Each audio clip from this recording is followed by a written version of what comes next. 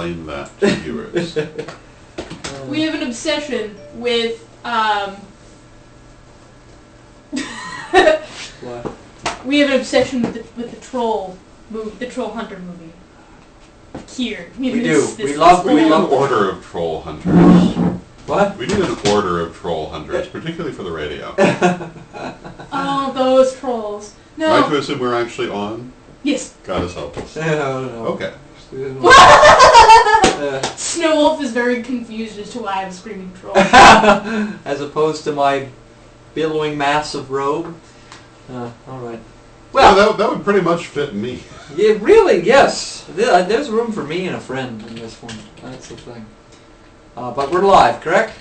Oh yeah, we're all kinds of live. Okay. Well, after that pleasant kind of sort of introduction thing, welcome to our Yule special of Comparative Witchcraft. That's why I'm wearing this funny thing that makes me look like an extremely thin Santa Claus. It's in fact a Yule robe that was given to me by a good friend in Boston. So I like to wear it in ritual, but so we're wearing it here for this. We have a charming tree. And I have a bit of a guest today, which is Rev Don Lewis. So we're just going to sit here and we're going to talk about, well, we're going to talk about Yule.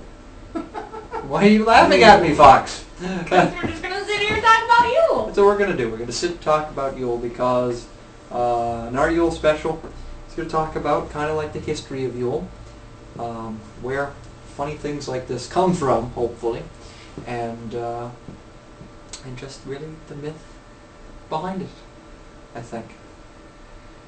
So, to jump right in, I'm wearing this robe next weekend for our Yule ritual as the Holly King. And one of the big myths behind Yule is the fight between the Holly and Oak King, in which the Oak King wins. The Holly King, though, is at the height of his power at this point in time.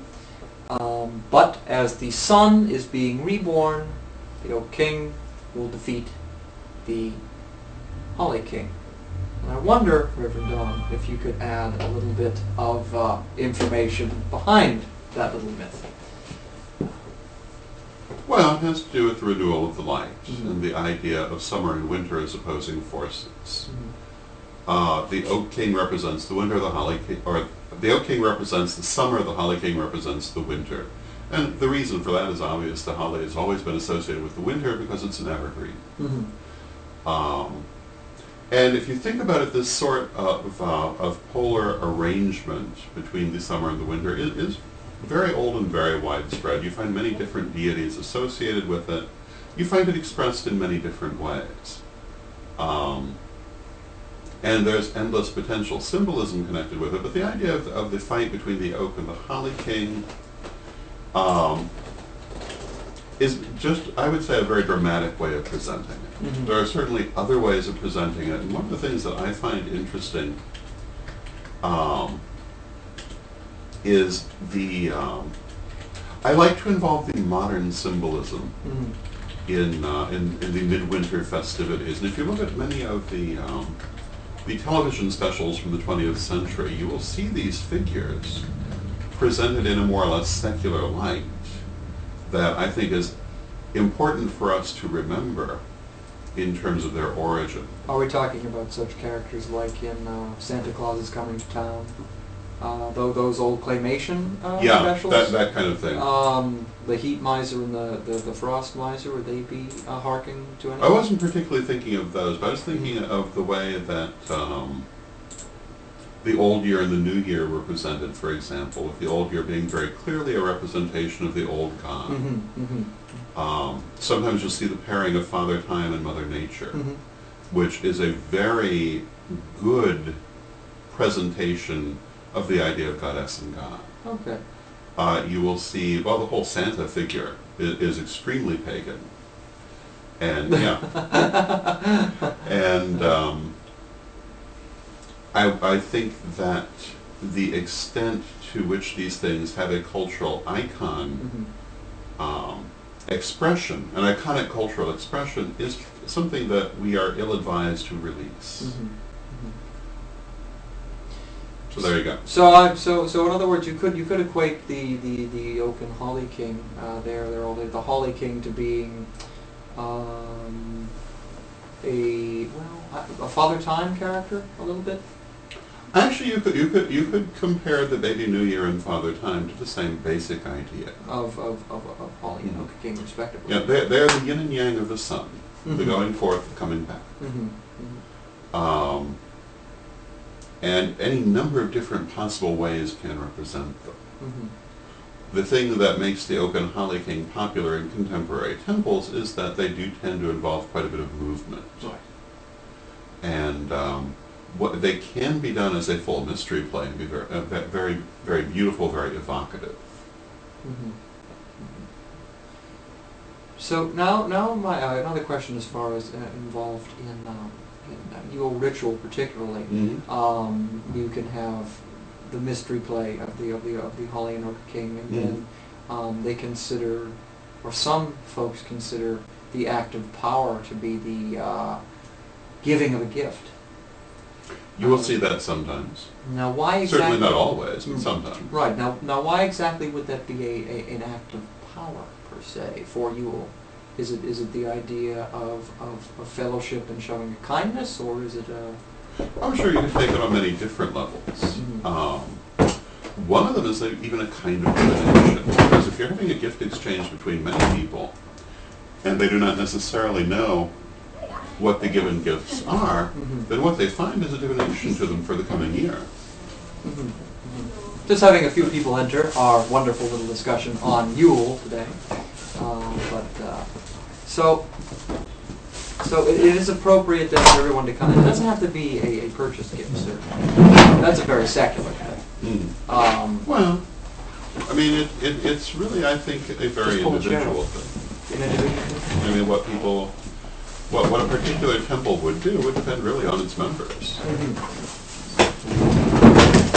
Hello. Alfred and I actually had an argument over whether giving gifts is a modern secular thing or if it's religious. We did. I consider the idea of giving Christmas gifts. People will have like Christmas clubs at their work, and they'll put aside a certain amount of their paycheck towards giving out gifts. And so I consider that kind of like tithing to the idea of Santa Claus or Father Christmas. And so then the giving of these gifts, which is taking away from the money that they might be able to use towards their needs, like food and towards paying for their rent or their mortgage or whatever, are going instead to gifts, things that people want, showing that they care for these other people in a time of year where that is an especially prized virtue. Well, you have to remember that in former times, and in parts of the world still today, the winter is a fairly lean time. And to have a gift-giving holiday in the middle of it was a great relief to what could otherwise be a rather dreary season.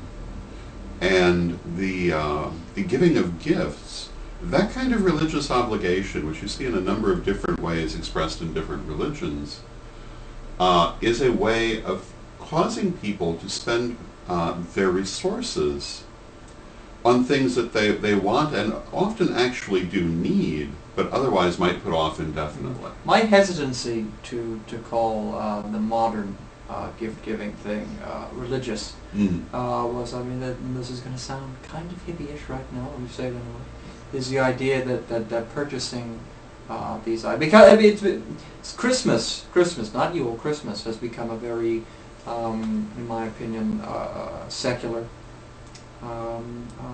wanting to feed the corporation sort of thing.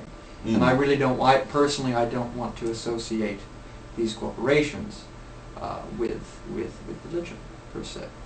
The act, that's where my hesitancy is. But I suppose it doesn't affect the idea of the act itself. I would say that they are two different things. The other thing, people often complain about the commercialization of the season, but you also have to bear in mind that paychecks come from work. That's true. That's true. And if nobody's buying the things, then fewer people are going to be needed to do it. And often people will forget there's a cause and effect between what is purchased and who is hired to make it and to sell it.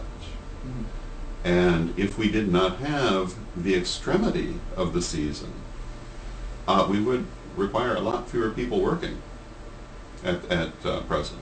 That's true. And it's kind of like make work if you think about it.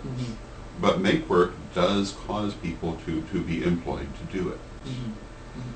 So I think that people often try to turn their back on that without having really considered the consequences of it. Certainly the custom of giving gifts goes back, well, throughout human history, but giving gifts at winter solstice has been a custom at least since the Roman Empire. And not necessarily commercially produced items, but often, but if you think about it, before the great prosperity of the latter part of the 20th century, the kind of gifts that people got at midwinter were often rather practical. It would be new sweaters, new socks, things like that, that they really needed, but perhaps could not buy for themselves or would not have bought for themselves. Yeah, I can agree with that. I mean, I'm looking forward to a nice pair of long underwear. So that's, so. And as a religious obligation, it creates a situation where people feel that they have some obligation to give someone something. Right. And whether it's practical or frivolous is separate from that. In most times, historically, it would be something practical. The fact that our culture in North America has been so extraordinarily wealthy in the last generation or so has perhaps given it a more frivolous air than it historically would have had. Historically, far fewer gifts would have been given and much more practical ones. The Midwinter Feast also has a similar aspect, and feasts in general, as a religious obligation, people forget it fed large numbers of people. Oh, and at the same time, I mean, that seems to me like that's a point maybe of the last very large feast before the spring. So that's almost a point of survival. It really was. So, and poor people were often involved in feasts that were being thrown by wealthier people, either because they had a dependent relationship with them, or simply because there was an obligation to include them. And so it was really a way of keeping the community going and providing a higher quality of food than they would have been taking in otherwise. Because if you think about it, even today, the holiday dinners are marked by extravagance that is not otherwise expended.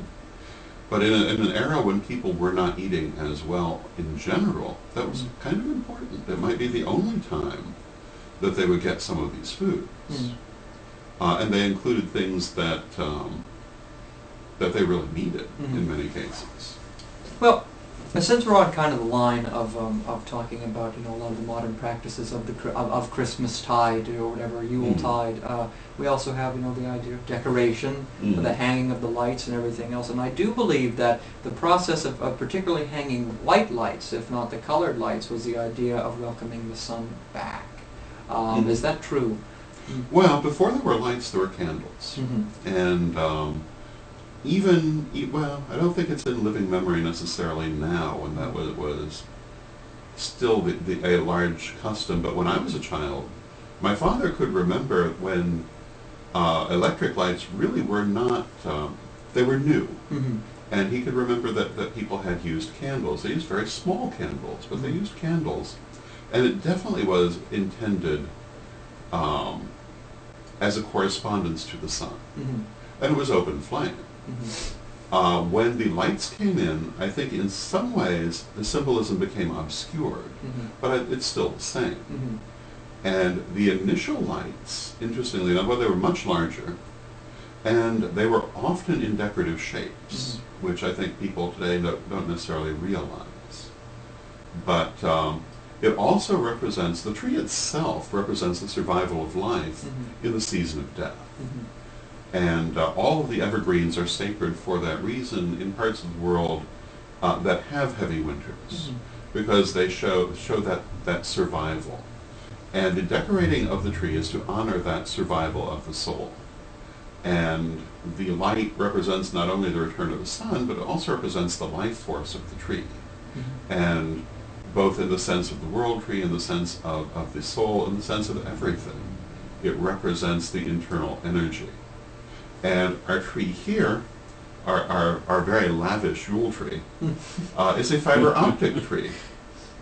So the needles themselves, in many cases, glow at the end, which really emphasizes the idea that the light is meant to be coming from the tree, in a way that that other lights do not. Now, what about our topper here, though, the star? Oh, is that another? What our pentagram tree topper? Yes, it's supposed to be another pentagram. Is that an appropriate way to recognize it? Well, the pentagram is a very sacred symbol in many of the world's religions. It's also been sacred in the Christian religion. It's been sacred. It's sacred in the Muslim religion. It's sacred pretty much everywhere. Not without exception, but not with a lot of exceptions. One reason it's one of humanity's oldest symbols. And that's why it's appropriate to put it on top of this tree, you know, particularly for the winter solstice. And of course, the symbolism of the pentagram, if you get to it at the level of symbolism, among other things, is microcosm and macrocosm. And so it's declaring that the tree that this microcosmic tree represents the macrocosmic world tree or tree of life, and that is what is being honored. Very interesting. So I'm going to extend. You'll notice we also have pentagrams on the tree, and something out there. Or? I've also heard that the ornaments on a tree represent putting your hopes and your dreams into the universe, which is represented by the branches of the quote-unquote world tree. That's certainly a wonderful way to look at it. Okay. I'm not sure when people started looking at it, but I'm aware of that custom. I think it's a good way to look at it. And the different ornaments can be attached to different specific ideas in the form of hopes and dreams and goals, depending on what one wants to do. I just like the colors. Colors are good. But so, I mean, we do have a couple more guests here, and I want to know, if you would like to share any personal traditions you might have that we can discuss. Anything at all. For actually, if you'd like, I'll get the ball rolling. For the longest time, I was brought up, in a Christian setting, but at the same time, we tend to focus not so much on the nativity aspect, but a lot more of the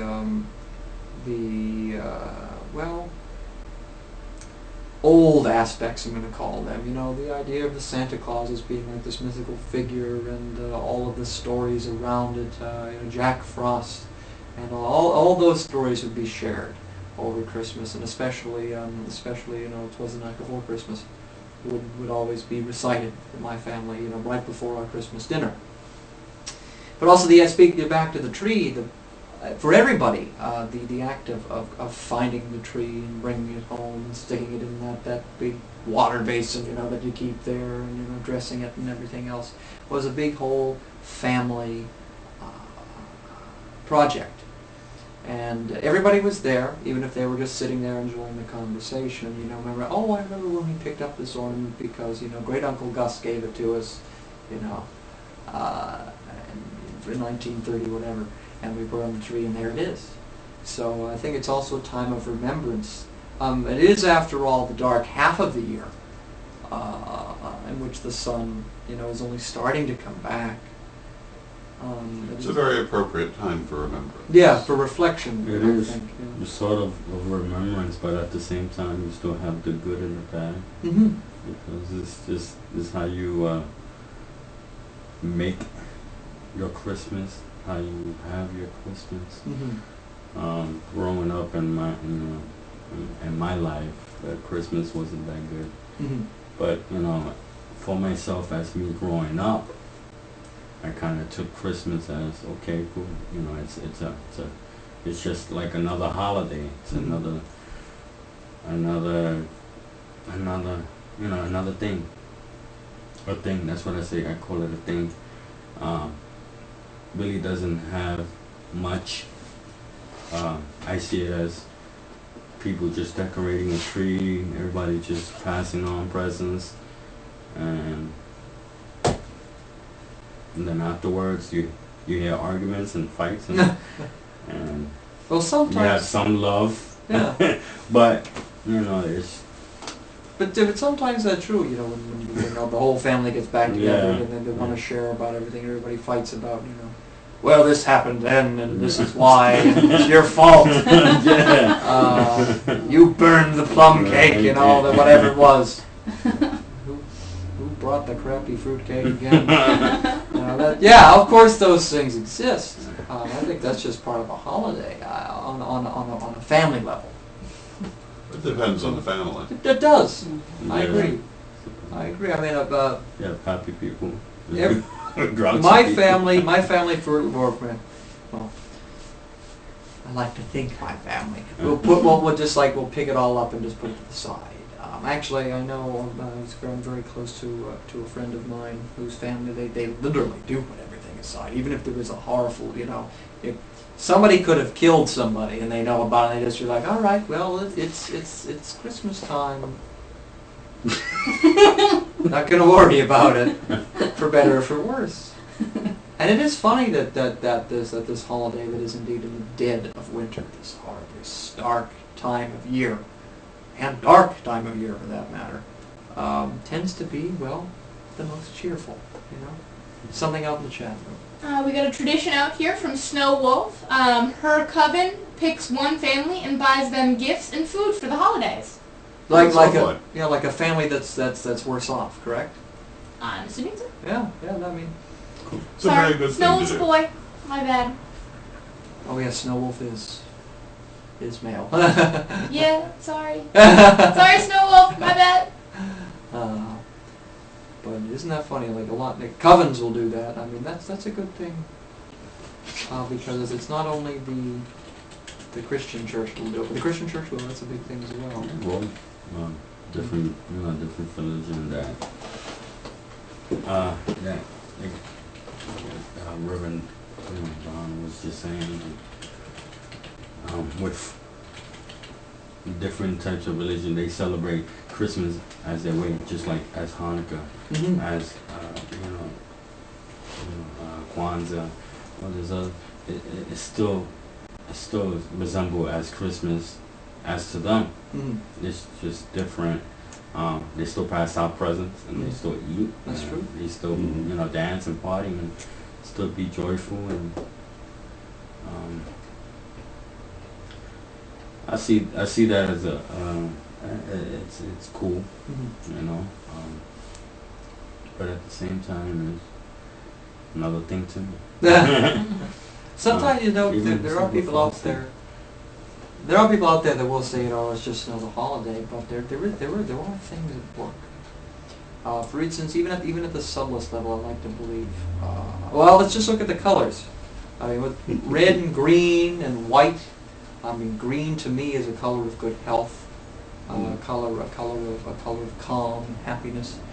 Red, being a color, it's certainly a color of love. And Don't forget gold. Oh yeah, and gold. But red is certainly a color of love and passion and the people getting together. And white, well, is purity and a new beginning, right? So new beginnings certainly will happen around this. But now when it comes to gold, well, snow, the blanket under which the earth sleeps. That's how I like to think of it. Mm. But I'm not sure about gold. I really don't know too much about gold in this context. light. Did you ever see the special about the little claymation special with Rudolph, where the snowman sings the song about silver and gold? Yeah, but I probably can't heard, remember yeah. anything about it. What's up with snowman? I think snowmen around this time too. Well, I mean, you seem to know something about it, so please share. Well, silver and gold are both precious metals, so that would be the idea of generosity during this time period, right? Mm-hmm. Yeah, it is. Oh, a thing about snow and new beginnings. Snow is called the poor man's fertilizer because it traps all the different junk in the atmosphere, like dust and all that, and brings it down to the earth, and so it actually does fertilize the earth in a very weak way, but that would kind of fall into this idea of new beginnings and Mhm. purification. Mm-hmm. It's mostly the white for me. really. But back to the tree. I mean, there are also other symbols that are used. I mean, we are in, and after all, this is our comparative witchcraft group. But so now it's the Yule season. Why don't we again follow the line we've been following and compare the various Yuletide holidays. We touch upon Christmas a little bit in its nativity and the wanting of the newborn child, that's supposed to come and save whoever it is in the Christian religion. With Yule, we have the idea that the sun is being reborn, and it's a time that the old god steps back for the new, the young, and also the returning of the sun and all of that. But we mentioned Hanukkah, which is indeed a festival of lights. I believe in Hebrew that means festival of lights. And without doubt, I believe the old red legend behind that is that there was a group of Jews that were traveling. I really don't know the stories. This is going to sound very crude, so forgive me. But they were traveling for X amount of time, and based upon the oil, they needed the oil for light, and they almost ran out of it. Yes. And so it was preserved. What was left, and they were able to burn. Well, it had to do with the war Mm-hmm. and the oil in the temple, Mm-hmm. which lasted longer than it was supposed to. Mm-hmm. But yeah, it was the oil. Yeah, oil. And then, but we also have some different holidays that crop around this season. Like we also mentioned a little bit of Kwanzaa. Now that deals with, I believe, virtues Mm-hmm. and honoring the Same virtues. thing as even the colors, Mm-hmm. the red, Mm-hmm. and you had the black, and the green. Mm-hmm.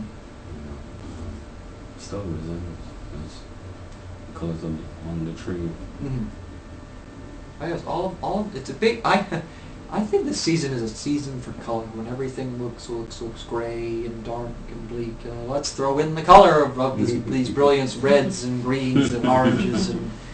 Well, truly, and one of the things in an earlier era when colors were not as available for man-made artifacts, Mm-hmm. the colors that you really noticed in the winter were the ones that were there. The green of the evergreens. Mm-hmm. Red, when it did show up in the winter, was really obvious. Mm-hmm. Mm-hmm. And they really represented that survival of the life force Mhm. because they drew very strong attention to themselves in what was otherwise a white landscape. Mm-hmm. Mm-hmm. So we've touched upon the colors. We've touched upon the origin of the gift, the giving of the gifts, the lights, the tree. But I know that not everybody who celebrates a Yule or a Christmas uses a tree per se. We also have the presence of the Yule log, Mm. which is burned for, burned for what exactly? Well, in its origin, I believe that the burning of the Yule log symbolized, when it was actually burned, it Mhm. symbolized the passing of winter. Mm-hmm. And it represented the winter, and the flame, of course, represented the return of the sun. Mm-hmm. And so in burning it, you represented the sun consuming the winter and returning the world to summer. Mm-hmm. And in its origin, it was an actual log that was used in the actual fire. Whereas today it's often symbolized by candles stood upon a log, Mm-hmm. or by a log-shaped candle, or many other things, but not necessarily an actual log that goes into an actual fireplace. True, but there's also an act of decorating the log as well. Is that similar to that of the tree? Isn't there also a sort of a wish or a goal involved with the surrounding the... I always thought that the Yule log was, when you actually brought in the tree, you trimmed off a piece of the bottom of the Christmas tree, and that was your Yule log. Okay. And the Yule log that you burned was this piece from the previous year that you had kept. Mm. And that this new piece you would save till next year. What would be the significance of that? Hmm. Well, again, it would represent renewal. It would represent renewal. It would represent the passing of the old year. It would again represent the sun consuming the old in its rebirth. Maybe at the same time it also seems like a remembrance too of Mm. what's past. Because you said it was the log from year past, correct? Yes. So, in life. I wonder if that could also be like a letting go of something. I'm sure it could be used in that way. Now, I also know that some people will, after they use their Yule tree, they'll strip all the branches off, and that'll be their maypole. Okay, that would be very cool.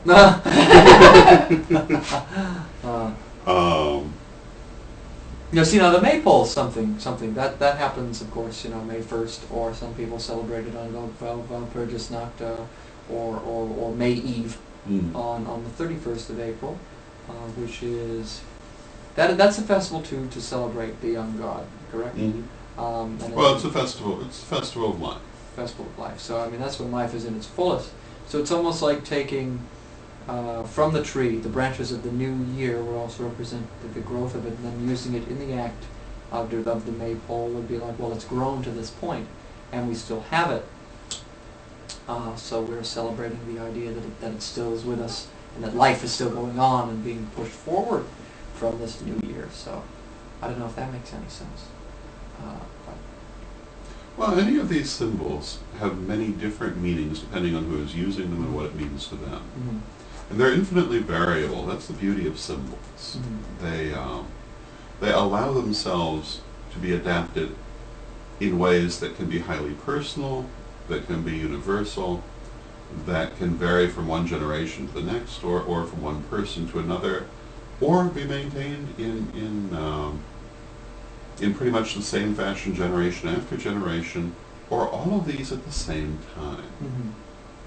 It's one of the values that the visual and the symbolic has over the written word, because they do permit of so many different interpretations and so many different adaptations.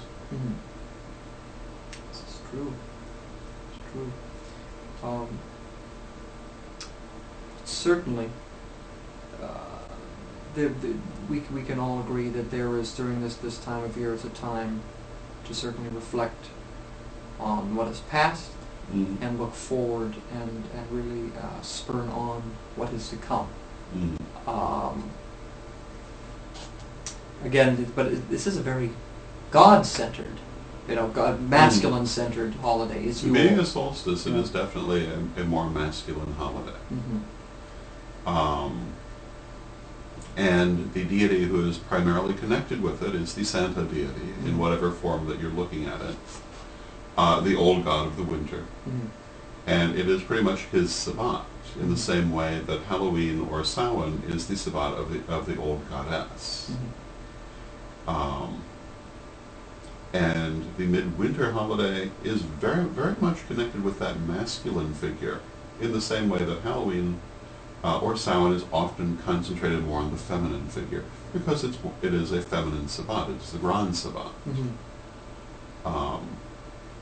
And the figure of the old god of winter, the sorcerer archetype, the wizard god, whether Odin or Santa or Cernunnos, is a deity that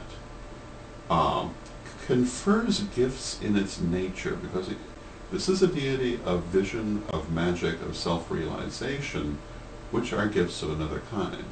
And a number of the different figures that you would see in this archetype have always, or at least for a very long time, been associated with giving of gifts, including the Roman Saturn, whose holiday at midwinter was a focus of gift-giving. Cernunnos was commonly shown with the Cauldron of Plenty, or similar symbols that represented eternal fecundity. And you see that aspect of this archetype pretty universally, really. That's not its only aspect, but it's one that you do see. And it's a very old archetype and a very old custom. The other thing about that whole gift-giving, we were talking earlier about religious obligation, causing people to give things that are necessary but might otherwise be ignored. And one of the aspects of this holiday, particularly in past generations, is it was a time when the wealthy would give gifts to the poor. When the more powerful members of the family would give gifts to the less powerful members. And that was part of the obligation. And in our present cultural milieu, that is not as important. But 100 years ago, that was kind of important. Certainly. It was a way that people who were not necessarily able to go out and get those things for themselves would receive something that would be helpful and useful to them. And you see that as a custom in the more stratified society that then existed. And you still see it in society today, where people receive gifts from others that they would not necessarily go out and get for themselves, even though it might be something that they really do benefit by. Right.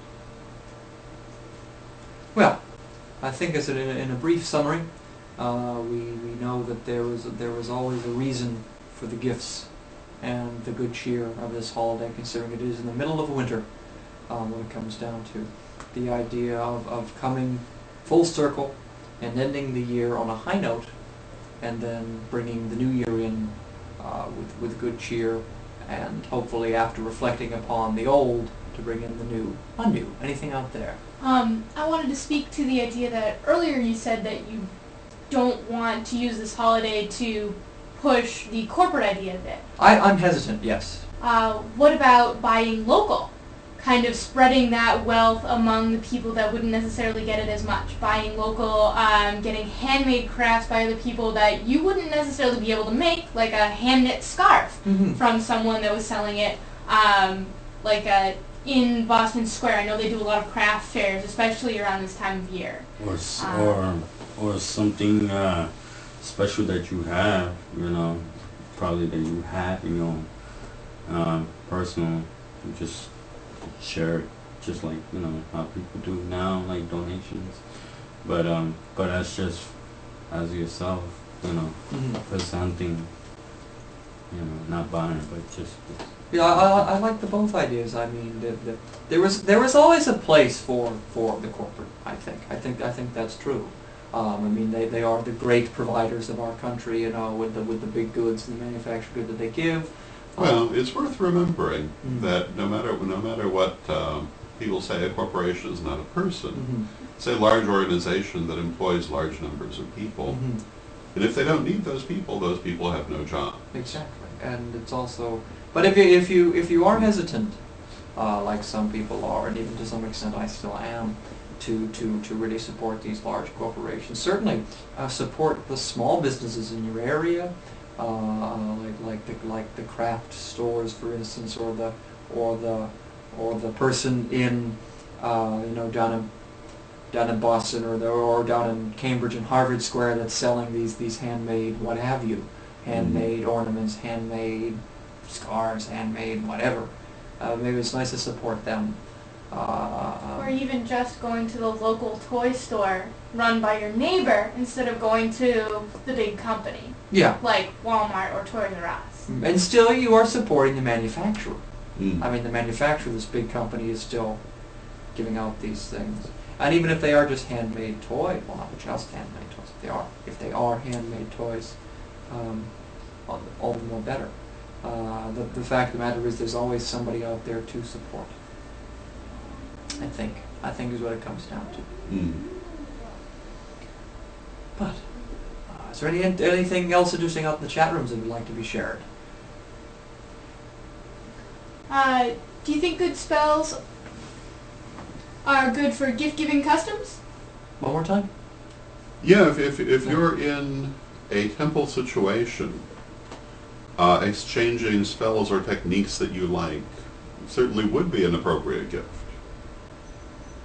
As well as magical items like incense or charcoal or what have you. But don't give it to your Catholic Aunt Minnie. She probably won't appreciate the spell advice. Yeah. I mean, to touch upon the magical items, I mean, like I said, this ritual robe for Yule was given to me. Very grand gesture that could keep me warm as well as about 5 or 6 other people. So it was a gift of plenty. Apparently this thing was handmade too. I don't know where the fabric was found, but Wow. with the materials that person had, they made it, and, you know. But it's also a small business. It's a website too. Don't ask where the website is, but 'cause I can't remember. But even like that, this was a grand gesture to me, you know. But I mean, just out of the blue, you know. I think I'd known the person for about 3 months, and they said, "Oh, here, have a robe." Like, okay, thank you. But you know, I think that's what it's all about. It's all about fellowship and people coming together and enjoying what they had and what they're going to have.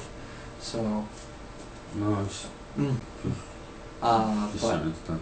it is certainly. Just feeding It is a time to share. I mean, Well, it's worth going back for one moment to those midwinter feasts in an earlier time, because they created a great many leftovers, which could not be refrigerated because there were no refrigerators, which means that everyone who came to them got to take something home, which again they might not have otherwise had. And it really did serve a purpose within the societies that were celebrating it, beyond just celebration. And our current society has been so wealthy for so long that I think they forget those things. And there was a time when you couldn't just get everything you wanted for a few dollars at the local store. And something like a midwinter feast was really for many people a much bigger occasion than we realize today. Because today you can go out and have a feast whenever you want it. For most people. Yeah, if you're lucky, yeah. 100 years ago, that was not the case. No. And it did serve a practical as well as a festival purpose.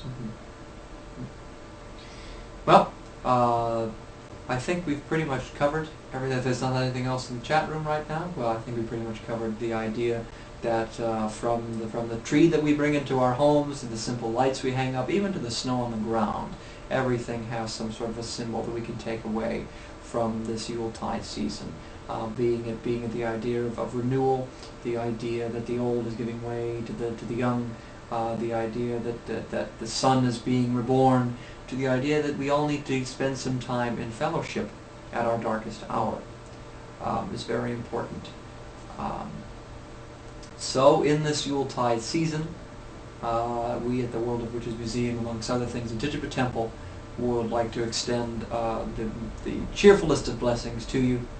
And also, as we give our gift to you, if you like it, please do like it, especially on YouTube and everything else, because if you like it, we will give you more.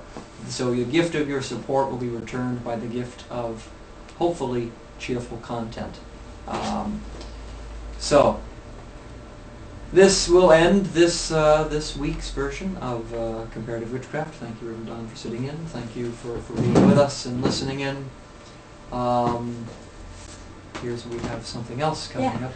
Just wanted to add that if you guys like this and you have one of these fun little devices, you can actually get live stream on your iPad or iPhone. See? Look at you. It's you looking at you.